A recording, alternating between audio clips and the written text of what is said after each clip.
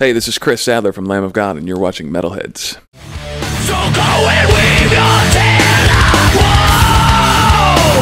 Convincing yourself that so. This is Pete from Metalheadz, and I'm hanging out with Chris Adler from Lamb of God. How you doing, man? Yeah, good. Real good. You're on tour in the UK, a headline tour. How's it going so far? It's going great. The first couple shows, we were kind of putting it back together, hoping the glue would hold from our little break over the holidays, and everything's been great, man. The people coming out are losing their minds, and the band's playing really well. That's cool. Now, obviously, you toured with Metallica in the States, and I imagine that was a really fantastic experience. But is it really cool to come over and do your own headline shows? Yeah, we've actually kind of been on and off the road with Metallica for about a year, and of course, you don't turn that kind of thing down, right?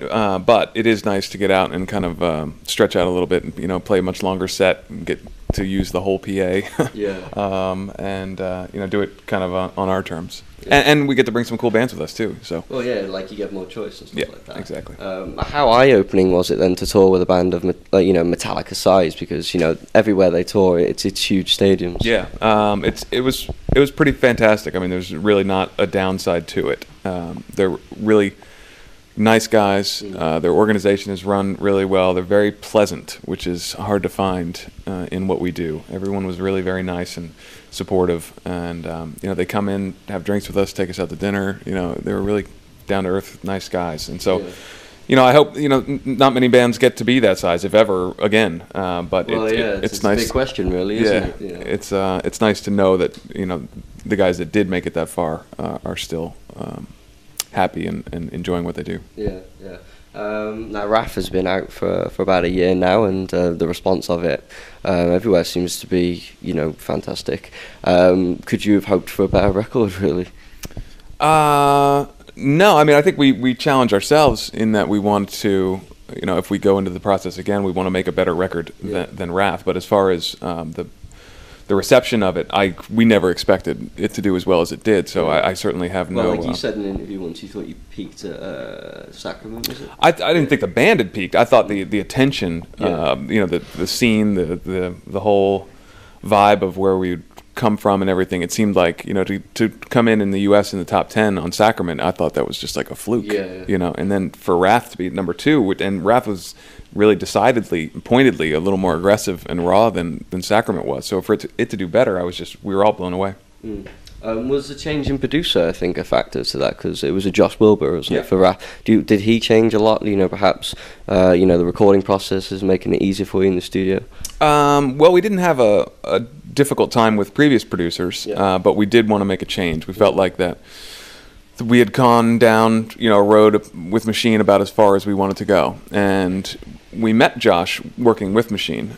So he was a young guy, and he really hadn't full-on produced a metal album of any kind. So it's a brave move, then, actually, for you to take. Yeah, well, I think we do it every once in a while. I think when you do the same thing, when you get comfortable, it begins to quash the evolution. When it's all the same faces. When you change it up and kind of force yourself to go into a different process, you often end up growing from that, and we have definitely. And Josh was a big part of that on this. He didn't necessarily tell us what to do or anything like that. In fact, when we met him, we said we really kind of want to go away from the direction Sacrament was going. We want to get back to a little more of the raw sound of the band, and he was just excited to be working with us. He's got great ideas. He's especially great with vocals, and it was a treat to work with him. Now you yourself are now regarded as sort of one of the best metal drummers out there today. I don't know where you heard that. Just you've had so much great response in all the drum magazines, and I see a lot of unsigned bands citing you as an influence now, which is cool. What are some of the sacrifices and the amount of time you've had to put in to sort of get yourself where you are today?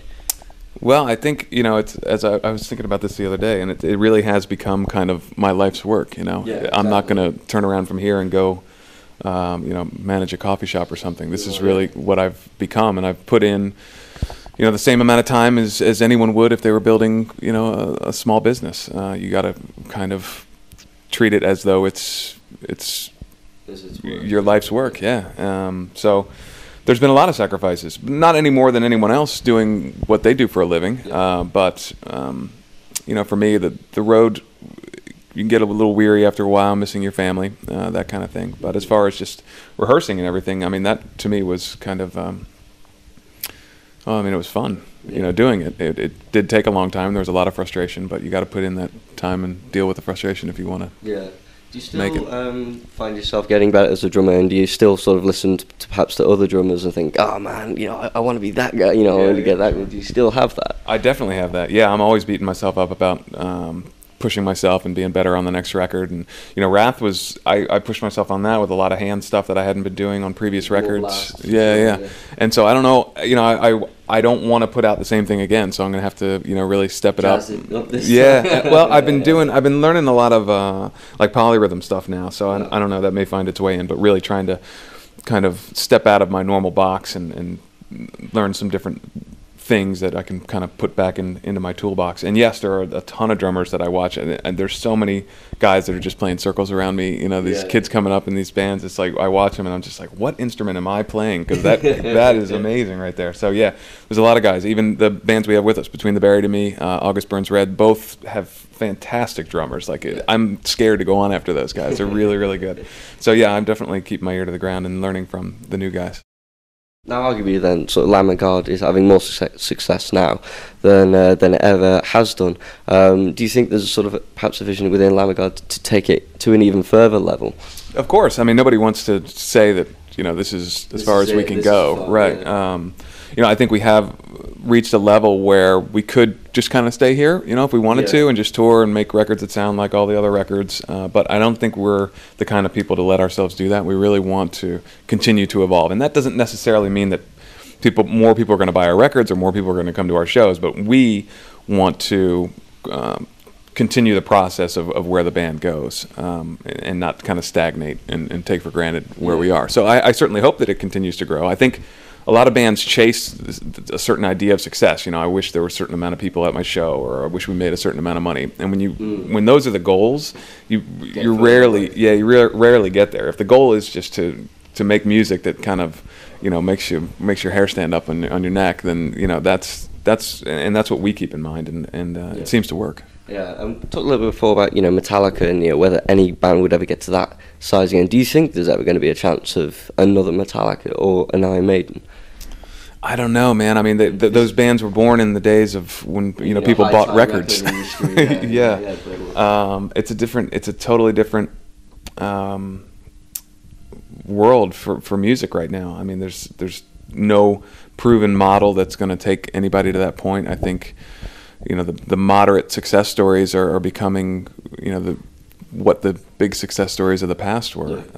So I don't know. I mean, there's certainly the ability and talent. I mean, I see more of that now, and there's more bands now than ever. I mean, somebody certainly is out there that, you know, has the ability to do it. It's just a question of if the public wants it or needs it anymore. You know, there's kind of that. Yeah, because I remember seeing some stuff in forums. A lot of metal bands saying, actually said, oh, I really like Lamb of God, but it was too much in the big arena at a Metallica show. Sure. I thought that was kind of interesting, that's how a metal fan was thinking now. Yeah.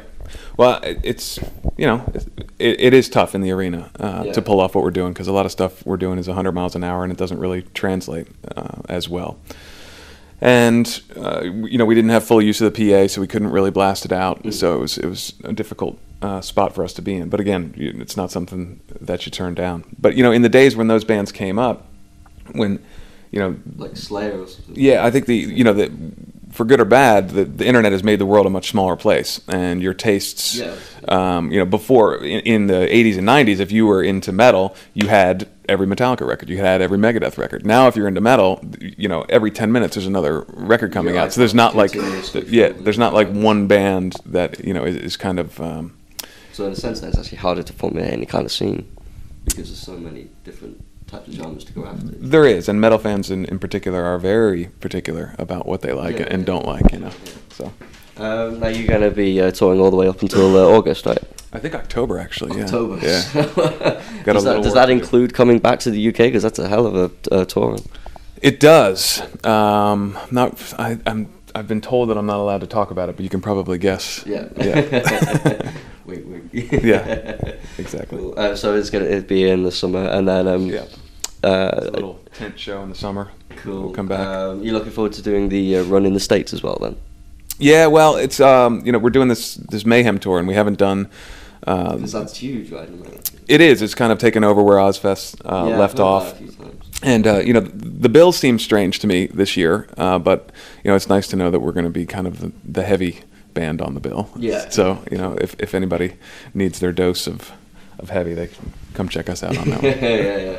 Oh, that's really good. Cool. Well, Chris, pleasure talking to you today. Have a great show tonight. Hopefully see you soon, man. Yeah. Enjoy the show. Cheers, man. Say who gives a fuck?